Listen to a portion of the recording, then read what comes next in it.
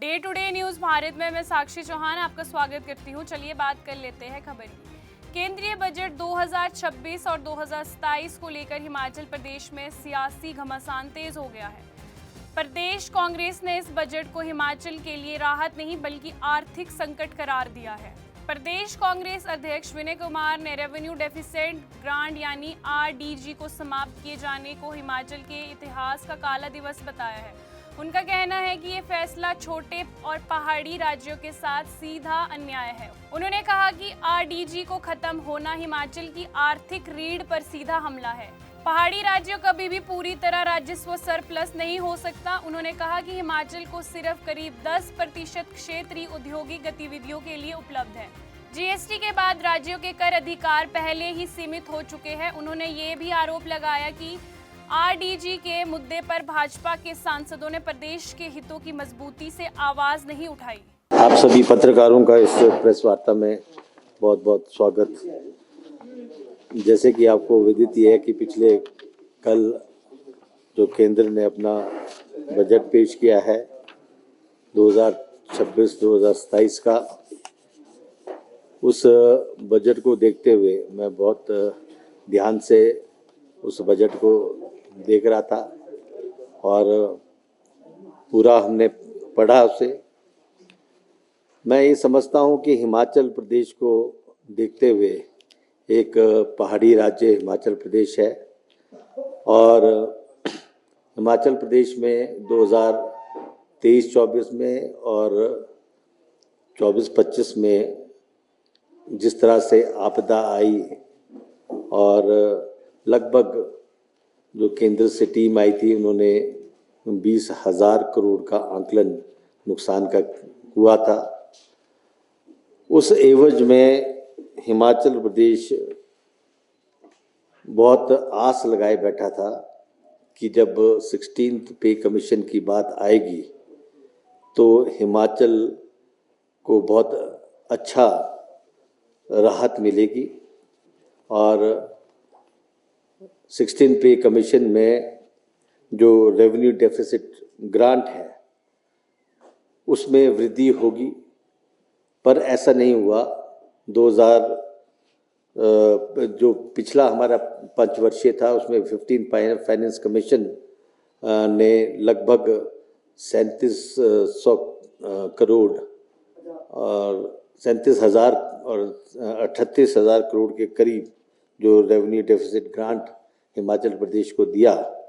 उस एवज में हम ये चाह रहे थे कि 16 पे कमीशन में रेवेन्यू डेफिसिट ग्रांट लगभग 50,000 करोड़ के करीब हिमाचल प्रदेश को एक्सपेक्टेड था, जो कि ज़ीरो बिल्कुल भी नहीं दिया गया।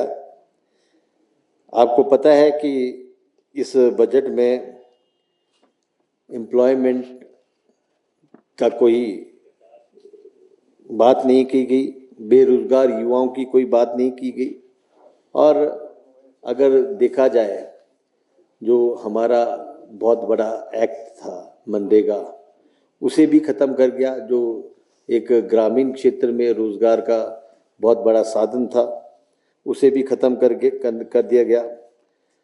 हमारे हिमाचल प्रदेश में अपार संभावना है टूरिज़्म की। टूरिज़्म के नाम पर झुंझुना हिमाचल प्रदेश को मिला। आपको पता है कि जो ट्रैक्स की बात उन्होंने अपने बजट में की, वो हमारे ट्रैक्स ऑलरेडी वर्किंग है, फंक्शनल है, ऑलरेडी हमारे चले हुए हैं और नया कुछ भी ना रिलीजियस टूरिज़्म के लिए किया और ना ही पावर सेक्टर के लिए इस बजट में कोई प्रावधान किया। एक और हमारे को आस थी कि रेलवे में शायद इस बजट में हमें कुछ मिलेगा। रेलवे में आपको पता है बिलासपुर से भानुपल्ली वाला हमारा मार्ग था, वो बहुत सालों से एक्सपेक्टेड था और यहाँ की जनता चाह रही थी कि हमें इसमें कुछ रेलवे में और आगे बढ़ाया जाएगा, एक्सपेंशन की जाएगी। मुझे समझ नहीं आता कि ऐसा सौतेला व्यवहार केंद्र सरकार ने क्यों हिमाचल के लोगों के साथ किया। दिखता है कि जो मैं पीछे बयान देख रहा था अनुराग जी का, उन्होंने बहुत सराहा है इस बजट को। और मैं समझता हूँ कि उन्होंने शायद बजट ना पढ़ा ना उन्होंने सुना, और बिना बात के उन्होंने ये कह दिया कि बहुत सराहनीय है। जब लोकसभा के चुने हुए सांसद ऐसे बजट को सराहनीय बोलते हैं तो आप आंकलन लगा सकते हैं कि बाकी जो सांसद है उन्होंने हिमाचल के प्रति क्या किया होगा, या क्या आवाज़ उठाई होगी, या क्या मांग की होगी। क्योंकि हिमाचल में मैं ये समझता हूँ ना केवल कांग्रेस के, भाजपा के भी लोग रहते हैं। यहाँ सरकारें भाजपा की भी रही है, यहाँ भाजपा ने पूर्ण समर्थन जो है यहाँ से एमपीज को जिता के भेजा है, उनको दिया है। पर मैं समझता हूँ कि जिस तरह से नेग्लेक्ट किया गया है वो बहुत ही निंदनीय है। और मैं सही शब्द ये कहना चाहूँगा कि ये जो पिछला कल था ये हमारे लिए काला दिवस था। भाजपा नेता ये कह रहे हैं कि जो ग्रांट है वो तो कभी ना कभी खत्म होनी ही है, तो केंद्र के सहारे कब तक जो है प्रदेश चलता रहेगा और आत्मनिर्भर की तरफ क्यों नहीं जाते हैं लोग? देखिए, ऐसा है, आपने माननीय मुख्यमंत्री जी का पिछले कल भाषण सुना होगा। उन्होंने कुछ चीज़ें ऐसी है जिसमें हमारा अधिकार है, हम अपने अधिकार की लड़ाई लड़ रहे हैं। अगर रेवेन्यू डेफिसिट ग्रांट है उसमें क्या हमारा अधिकार नहीं है? आपने स्पष्ट शब्दों में सुना है कि सब चीज़ों को, चाहे वो पेयजल है, चाहे वो स्वच्छ हवा है, इन सब चीज़ों की रक्षा हमारी स्टेट करती है। हम जो हिली स्टेट है, चाहे उसमें कश्मीर है, चाहे उत्तराखंड है, तो हमारा जो रेवेन्यू है वो उनको जाता है, चाहे जीएसटी है, चाहे इसके माध्यम से जाता है, तो कुछ परसेंट जो उसका जाता है उसमें हमें भी तो कुछ अनुदान मिलना चाहिए। स्टेट की ही सारी जिम्मेवारी थोड़ी है। और ऐसा नहीं है कि अब हम मांग कर रहे हैं, ये तो मिलता है, सदियों से मिलता है, पहले से, जब से हमारा प्रदेश बना है तब से मिलता है, ये हमारा अधिकार है। विधानसभा में हमने रेजोल्यूशन लाया और हमने मांग की कि जितने भी हमारे माननीय विधायक हैं वो अपने अपने एमपीज को कांटेक्ट करें, और हम लोग आपके साथ चलने के लिए तैयार हैं कि प्रदेश में इस तरह से त्रासदी आई है और आप लोग हमारा समर्थन कीजिए, आप स्टेट का समर्थन कीजिए। क्योंकि त्रासदी कोई कांग्रेस के लोगों पे थोड़ी आई थी, वो तो हिमाचल को देखते।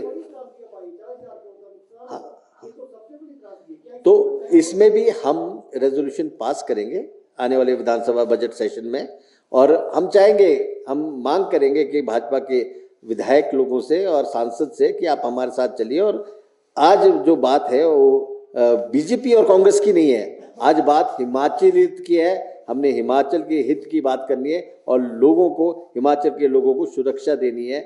इसमें आप हमारा साथ दीजिए, ये हमारा सभी से निवेदन है। लेकिन वही भाजपा लगातार ये कह रही है कि दिल्ली में जाकर जो है वो मांग की जाती है कि हमें ये मिलना चाहिए, लेकिन प्रदेश में आते ही गालियां देना शुरू कर देते हैं।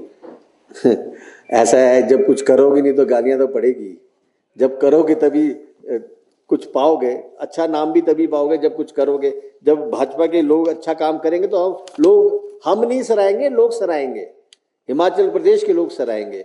अगर कुछ बुरा काम करोगे तो बुरा भी हिमाचल प्रदेश के लोग ही बोलेंगे। शिमला से हमारे संवाददाता अनीश चौहान की रिपोर्ट। आपको बता दें कि Day to Day News Bharat निष्पक्ष तरीके से पत्रकारिता करता है। हमारा कोई भी रिपोर्टर फील्ड में किसी से कोई उपहार या विज्ञापन स्वीकार नहीं करता। हम हमेशा दबे कुचले लोगों की आवाज बनते आए हैं और आगे भी बनेंगे। साथ ही हम लोकतंत्र के चौथे स्तंभ को मजबूत करने की पूरी कोशिश करेंगे।